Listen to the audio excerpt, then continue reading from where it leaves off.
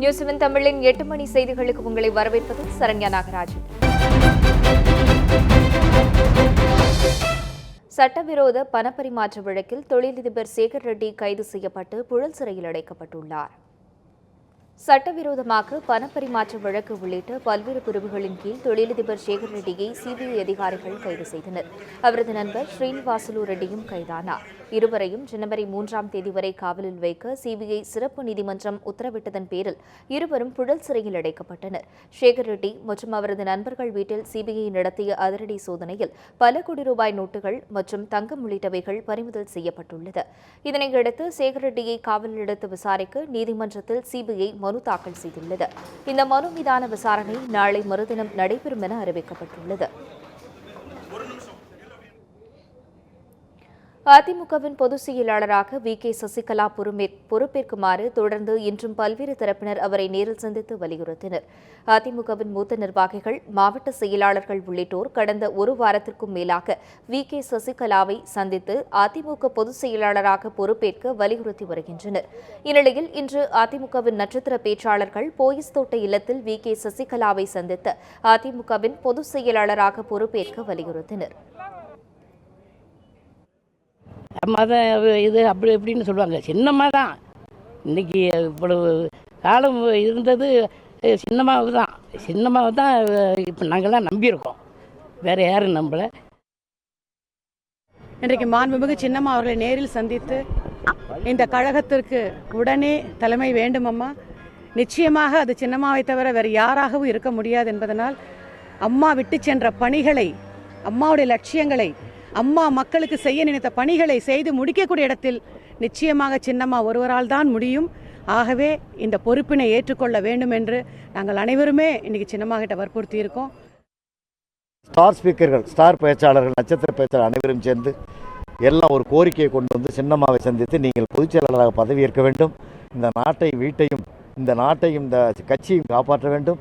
நாங்கள் உங்களுடைய அம்மாவுடைய கொள்கைகளை, புரட்சித் தலைவி அம்மாவுடைய கொள்கைகளை நாங்கள் தமிழகம் முழுவதும் இன்னும் பரப்பே இந்த கட்சிக்காக பாடுபட்டு உங்கள் கட்டளைக்காக காத்து கொண்டிருக்கிறோம்.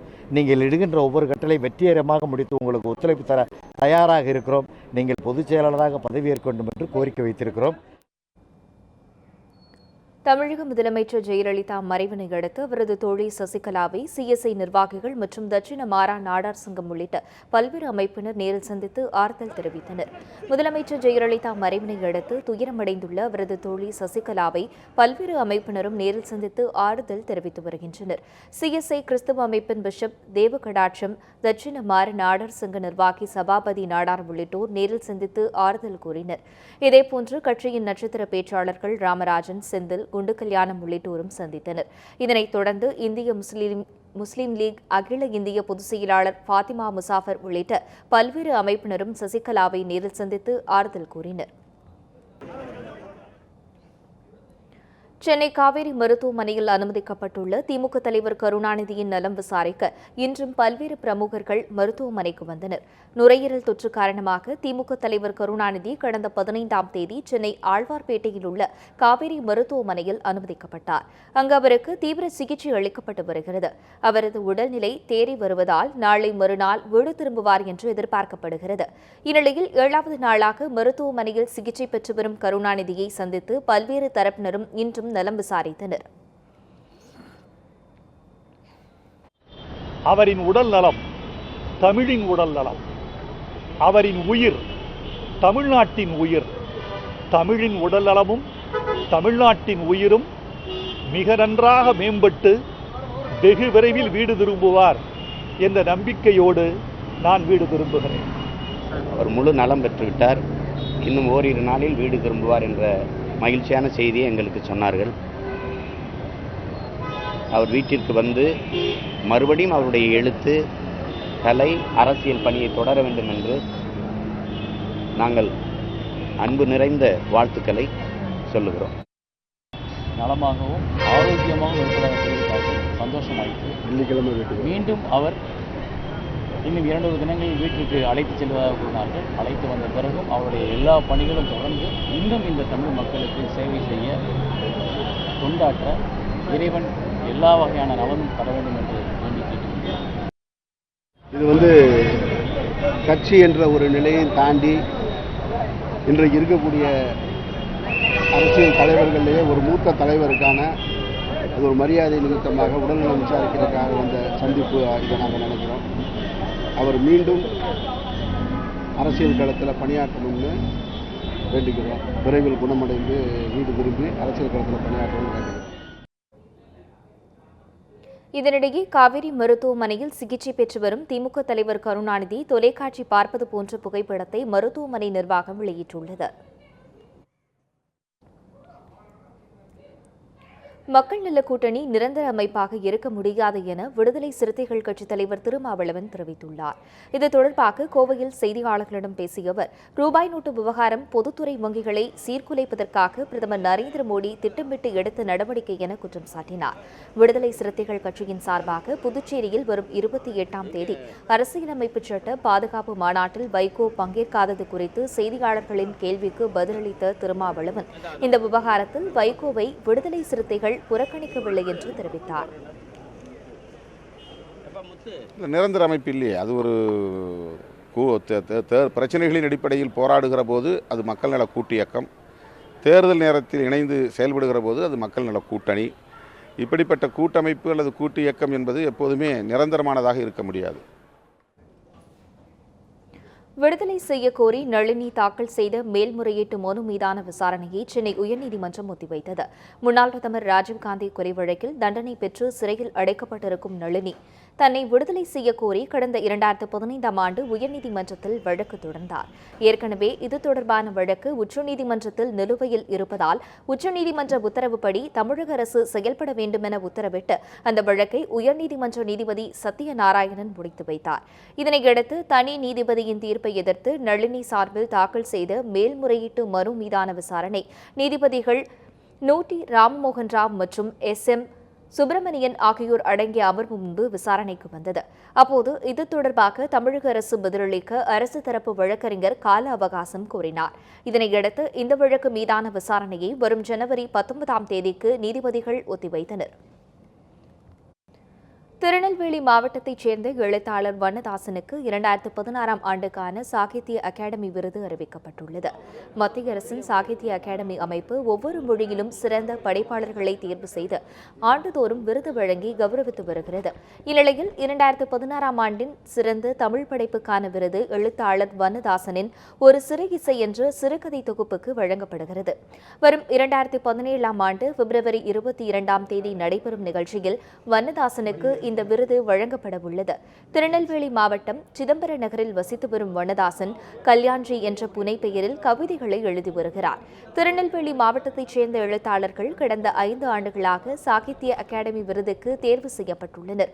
கடந்த 2012ஆம் ஆண்டு செல்வராஜ், 2013இல் ஜோடி குரூஸ், 2014ஆம் ஆண்டு பூமணி, 2015இல் மாதவன் ஆகியோருக்கு சாகித்ய அகாடமி விருது வழங்கப்பட்டுள்ள நிலையில் 2016ஆம் ஆண்டுக்கான விருது வண்ணதாசனுக்கு வழங்கப்பட்டுள்ளது குறிப்பிடத்தக்கது. தேசிய விருது அளிக்கப்படுவதில் மகிழ்ச்சி அடைவதாகவும் இளம் படைப்பாளிகளின் படைப்பு தனக்கு நம்பிக்கை அளிப்பதாகவும் வண்ணதாசன் தெரிவித்துள்ளார். ஒரு தேசிய விருதுகள் என்ற அளவிலே அது எல்லா படைப்பாளிகளுக்கும் மிகுந்த மகிழ்ச்சிக்குரியது, முக்கியமானதுமாகத்தானே இருக்கும் இல்லையா? என்னளவிலே என்னுடைய படைப்புகள் சார்ந்து அடைந்திருக்கிற எல்லா விருதுகளையும் விட என்னுடைய மிகச் சமீபத்திய நான் முதிர்ந்த அல்லது என்னுடைய எழுத்துக்கள் முதிர்ச்சி அடைந்த ஒரு பருவத்தில் என்னுடைய ஒரு நல்ல புத்தகத்துக்கு இந்த பரிசு வழங்கப்பட்டிருக்கிறது. சரியான தேர்வுக்கு உள்ளாகி இருக்கிறேன் நான் என்ற அளவில் இந்த சாகித்ய அகாடமி விருது எனக்கு மிக முக்கியமான ஒன்றாகிறது, மகிழ்ச்சிக்குரிய ஒன்றாகிறது. தமிழக சட்டசபை நிகழ்வுகளை நேரடியாக ஒளிபரப்ப கோரி தேமுதிக தலைவர் விஜயகாந்த் தாக்கல் செய்த வழக்கின் விசாரணையை ஜனவரி 19ஆம் தேதிக்கு உயர்நீதிமன்றம் ஒத்திவைத்து உத்தரவிட்டுள்ளது. தமிழக சட்டசபை நிகழ்ச்சிகளை நேரடி ஒளிபரப்பு செய்ய வேண்டும் என்று தேமுதிக தலைவர் விஜயகாந்த், லோக் சத்தா கட்சி நிர்வாகி ஜெகதீஸ்வரன் ஆகியோர் சென்னை உயர்நீதிமன்றத்தில் வழக்கு தொடர்ந்துள்ளனர். இது தொடர்பான விசாரணையில் சபை அவை குறிப்புகளை இணையதளத்தில் வெளியிட என்ன நடவடிக்கை எடுக்கப்பட்டுள்ளது என்ற விவரத்தை சட்டசபை செயலாளர் தெரியப்படுத்த வேண்டும் என நீதிபதிகள் உத்தரவிட்டிருந்தனர். இந்த நிலையில் இந்த வழக்கு தலைமை நீதிபதி எஸ்.கே. கவுல் மற்றும் நீதிபதி எம். சுந்தர் அமர்வு முன்பு விசாரணைக்கு வந்தது. அப்போது தமிழக அரசு சார்பில் ஆஜரான வழக்கறிஞர் பதில் மனு தாக்கல் செய்ய கால அவகாசம் கோரினார். இதனையடுத்து நீதிபதிகள் கால அவகாசம் வழங்கி இந்த வழக்கு விசாரணையை வரும் ஜனவரி 19ஆம் தேதிக்கு ஒத்திவைத்தனர். வர்தா புயலால் பாதிக்கப்பட்ட மக்கள் இயல்பு நிலைக்கு திரும்பி வருவதாக சுகாதாரத்துறை அமைச்சர் விஜயபாஸ்கர் தெரிவித்துள்ளார். திருவள்ளூர் மாவட்டம் சோழவரம் ஒன்றியத்திற்கு உட்பட்ட மல்லியன்குப்பம் பகுதியில் வர்தா புயலால் பாதிக்கப்பட்டுள்ள தோட்டக்கலை பயிர்களான முள்ளங்கி, முருங்கை உள்ளிட்டவைகளை அமைச்சர் விஜயபாஸ்கர் பார்வையிட்டார். பின்னர் செய்தியாளர்களிடம் பேசிய அவர், சுகாதாரத்துறை சார்பில் நடமாடும் மருத்துவ முகாம் அமைக்கப்பட்டு சுமார் 1,95,000 பேர் பயன்பெற்றுள்ளதாக கூறினார். மக்கள் நல்வாழ்வுத்துறையை பொறுத்தவரையில் இந்த 3 மாவட்டங்களில் பல்வேறு குழுக்கள், நடமாடும் மருத்துவ குழுக்கள், அதேபோல் குளோரினேஷன் குழு, அதேபோல் நோய் தடுப்பு குழு, உணவு பாதுகாப்பு அதிகாரிகள் குழு என பல்வேறு குழுக்களாக பிரிந்து அவர்கள் களப்பணியாற்றிக் கொண்டிருக்கிறார்கள். பொதுமக்களுக்கும் விழிப்புணர்வு அறிவுறுத்தப்பட்டிருக்கிறது. அந்த வகையில் இந்த 3 மாவட்டங்களில் இதுவரை 1,94,534 பேர் இந்த மருத்துவ குழுக்கள் மூலமாக பயனடைந்திருக்கிறார்கள். மன்னார் வளைகுடா அருகே மீன்பிடித்துக் கொண்டிருந்த ராமேஸ்வரம் மீனவர்கள் 12 பேரை இலங்கை கடற்படையினர் கைது செய்துள்ளனர். பாம்பனில் இருந்து சுமார் 200 விசைப்படகுகளில் மீனவர்கள் கடலுக்கு மீன்பிடிக்க சென்றனர். அவர்களில் கிறிஸ்து லியோன் என்பவருக்கு சொந்தமான படகில் சென்ற மீனவர்கள் மன்னார் வளைகுடா அருகே சர்வதேச கடல் பகுதியில் மீன்பிடித்துக் கொண்டிருந்தனர். அப்போது அங்கு வந்த இலங்கை கடற்படையினர் கிறிஸ்து லியோன் மற்றும் அவரது படகிலிருந்த மற்ற 8 மீனவர்களையும் படகுடன் பிடித்து சென்றனர். பின்னர் தலைமன்னார் கொண்டு செல்லப்பட்ட ராமேஸ்வரம் மீனவர்கள் 12 பேரிடமும் விசாரணை நடைபெற்று வருகிறது. வறட்சியால் பாதிக்கப்பட்ட தென் மாவட்டங்களுக்கு தமிழக அரசு நிவாரண உதவிகளை வழங்க வேண்டும் என்று தமிழக காங்கிரஸ் தலைவர் திருநாவுக்கரசர் கோரிக்கை விடுத்துள்ளார். தூத்துக்குடி மாவட்டம் கோவில்பட்டியில் காங்கிரஸ் கட்சியின் சார்பில் ஆர்ப்பாட்டம் நடைபெற்றது. இதில் அக்கட்சியின் மாநில தலைவர் திருநாவுக்கரசர் உட்பட பலர் கலந்து கொண்டனர். வறட்சியால் பாதிக்கப்பட்ட விவசாயிகளுக்கு ஏக்கருக்கு 20,000 ரூபாய் நிவாரணம் வழங்க வேண்டும் என்பது உட்பட பல்வேறு கோரிக்கைகளை வலியுறுத்தி முழக்கங்களை எழுப்பினர். பின்னர் செய்தியாளர்களை சந்தித்த திருநாவுக்கரசர் தென் மாவட்டங்களை வறட்சியால் முற்றிலும் பாதிக்கப்பட்ட மாவட்டங்களாக அறிவித்து நிவாரண உதவிகளை வழங்க வேண்டும் என்றும், அதிமுகவில் குழப்பம் நடந்து வருவதால் கட்சியிலும் ஆட்சியிலும் என்ன நடக்கிறது என்று தெரியவில்லை என்றும் கூறினார். அணுகுமுறையை, ஆட்சி முறையை, பொருளாதார நடவடிக்கைகளை குழப்பத்தில் கிடக்கிறது இந்த அரசு, மத்திய அரசு. எனவே அதற்கான தண்டனை மக்களாலே வழங்கப்படும். இந்த ஆட்சியை எதிர்த்து மக்களுக்காக, விவசாயிகளுக்காக தொடர்ந்து காங்கிரஸ் குரல் கொடுக்கும். உங்களோடு இருந்து, உங்கள் மத்தியிலே இருந்து உங்களுக்காக பாடுபடும். திருச்சியில் தனியார் வங்கி மேலாளர் ஜான் அற்புதராஜ் காரினை வழிமறித்த 4 பேர் கொண்ட கும்பல் கத்தியை காட்டி மிரட்டி 3 லட்சம் ரூபாயினை பறித்து சென்றனர். இது தொடர்பாக மணப்பாறை காவல் நிலைய காவலர் பாபு, ராம்ஜி நகர் காவல் நிலைய ஆய்வாளரின் ஓட்டுநர் ஜெயபிரகாஷ், ஊர்காவல்படையைச் சேர்ந்த ஆனந்த் மற்றும் புஷ்பராஜ் ஆகிய 4 பேரை ராம்ஜி நகர் காவல்துறையினர் கைது செய்துள்ளனர். அவர்கள் வழிப்பறிக்கு பயன்படுத்திய 4 இருசக்கர வாகனங்களையும் போலீசார் பறிமுதல் செய்துள்ளனர். ராமநாதபுரம் மாவட்டம் கீழக்கரை அருகே பணம் எடுக்க வங்கியில் வரிசையில் நின்ற முதியவர் உயிரிழந்தார்.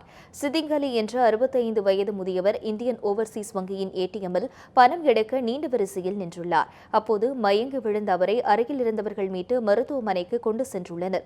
ஆனால் அவர் ஏற்கனவே உயிரிழந்து விட்டதாக மருத்துவர்கள் தெரிவித்துள்ளனர். கீழக்கரை பகுதியில் உள்ள அனைவரும் கணக்குகளை ஒப்படைத்து வங்கியை இழுத்து மூடும் போராட்டத்தை விரைவில் நடத்தவுள்ளதாக அப்பகுதி மக்கள் எச்சரித்துள்ளனர். ஏன் இப்படி மக்களை சித்திரவதைப்படுத்துறாங்கிறது ஒன்றும் தெரியல. எதனால இவ்வளவு சித்திரவதைப்படுத்துறாங்கிறது ஒன்றும் புரியல. கண்ணுக்கு முன்னாடி ஒரு உசுறு போகுது, கை தாங்கல தூக்குற அந்த மனுஷன். அந்த நேரத்தில் யாரும் வீடியோ எடுக்க ஆள் இல்லை. கை தாங்கல விழுவுறாரு, ஒரு செகண்ட் விழுந்து முடிஞ்சு மௌத்தாயிட்டாரு, இறந்து போயிட்டாரு, தூக்கிட்டு போயிட்டாங்க. காலைல 6 மணிக்கு போனார் எங்க மாமா. நான் கடை வச்சிருக்கேன், அவருக்கு ஹெல்ப் பண்ண முடியல. அவர் காலைல 6 மணிக்கு போனவர் 10:30 மணிக்கு இறந்து போறாரு. என்ன நாடா வேற எழுதுமா? பேங்கு நடவடிக்கை ஒவ்வொன்றும் வந்து ரொம்ப மோசமா இருக்கு. பிளாஸ்டிக் குப்பை இல்லாத மாநகராட்சியாக உருவாக்கும் புதிய திட்டம் இன்று முதல் நெல்லை மாநகராட்சியில் அமல்படுத்தப்பட்டது. பிளாஸ்டிக் குப்பைகளை அறவே ஒழிப்பதற்கு நெல்லை மாநகராட்சி ஆணையாளர் சிவசுப்பிரமணியன் தலைமையில் புதிய திட்டம் செயல்படுத்த முடிவு செய்யப்பட்டது. அதன்படி ஒவ்வொரு வாரமும் புதன்கிழமைகளில் மக்காத குப்பைகளையும் வாரத்தின் மற்ற நாட்களில் மக்கும் குப்பைகளையும் சேகரிக்க முடிவு செய்யப்பட்டது. அந்த திட்டம் இன்று முதல் அமல்படுத்தப்பட்டு செயல்பட துவங்கியது. புதிய திட்டத்தின்படி மக்கும் குப்பை மற்றும் மக்காத குப்பை என பிரித்து வழங்க வேண்டும் என்று பொதுமக்களுக்கு மாநகராட்சி அதிகாரிகள் அறிவுறுத்தியுள்ளனர். சேலம் செவ்வாய்ப்பேட்டை பகுதியில் உள்ள பிரபல துணிக்கடையில் நேரிட்ட பயங்கர தீ விபத்தில் 50 லட்சம் ரூபாய் மதிப்பிலான துணி வகைகள் எரிந்து சேதமடைந்துள்ளது. சேலம் செவ்வாய்ப்பேட்டை லாங்லி ரோடு பகுதியில் உள்ள பிரபல துணிக்கடையில் இன்று மாலை திடீர் தீ விபத்து நேரிட்டது. இதனையடுத்து மளமளவென்று பரவிய தீ கடைக்குள் முழுவதும் பரவி எரிய தொடங்கியதால் அதிக அளவில் கரும்புகை வெளியேறியது. இதனையடுத்து விரைந்து வந்த தீயணைப்புத் துறையினர் தீயை அணைக்கும் முயற்சியில் ஈடுபட்டனர். சரியான இடவசதி இல்லாததால் பெரும் சிரமத்திற்கு இடையே தீயணைப்புத் துறையினர் கடும் முயற்சி மேற்கொண்டனர். தொடர்ந்து சூரமங்கலம் மற்றும் ஓமலூர் பகுதியிலிருந்து தீயணைப்பு வாகனங்கள் வரவழைக்கப்பட்டு சுமார் 1 மணி நேரத்திற்கும் மேலாக போராடி தீயினை அணைத்தனர். இந்த தீ விபத்தில் சுமார் 50 லட்சம் ரூபாய் மதிப்பிலான துணி வகைகள் எரிந்து சேதமானதாக வியாபாரிகள் தெரிவித்தனர். தீ விபத்திற்கான காரணம் குறித்து தீயணைப்புத் துறையினர் விசாரணை மேற்கொண்டு வருகின்றனர்.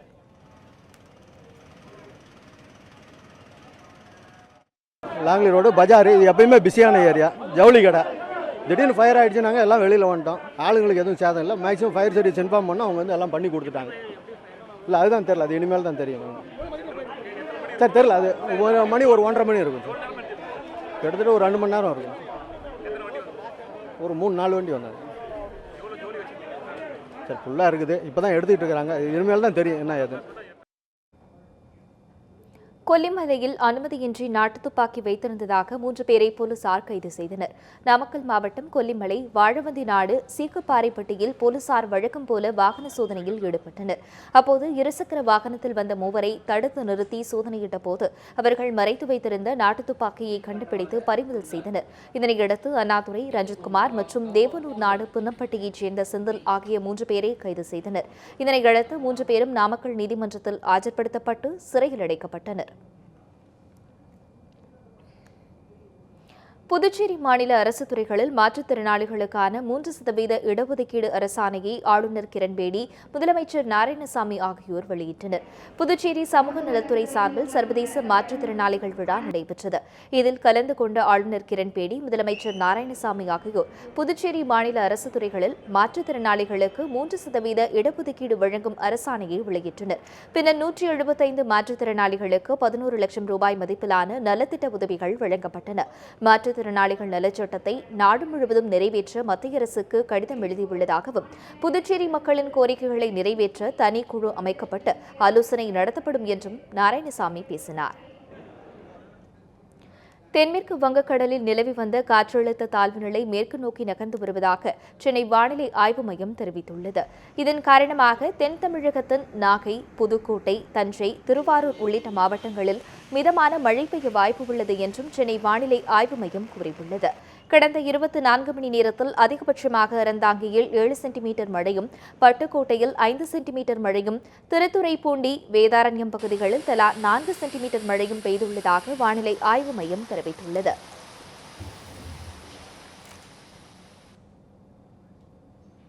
இத்துடன் 8 மணி செய்திகளின் இந்த பகுதி நிறைவு பெறுகிறது. அண்மை செய்திகளுக்கு இணைந்திருங்கள் யூசுவன் தமிழுடன்.